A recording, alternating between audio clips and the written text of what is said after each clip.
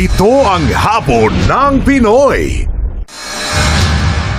GMA Afternoon Prime. Ang programang ito ay rated SPG. Striktong patnubay at gabay ng magulang ang kailangan. Maaaring may masiselang tema, lengguwahe, karahasan, sexual, horror o droga na hindi angkop sa mga bata. Kapatid, bakit tayo nagkaganito? Dati handang ibigay ang lahat para sa'yo.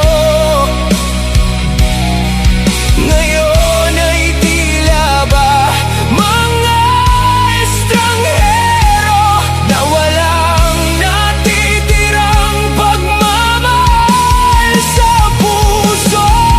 Kapatid, naririnig mo pa ba?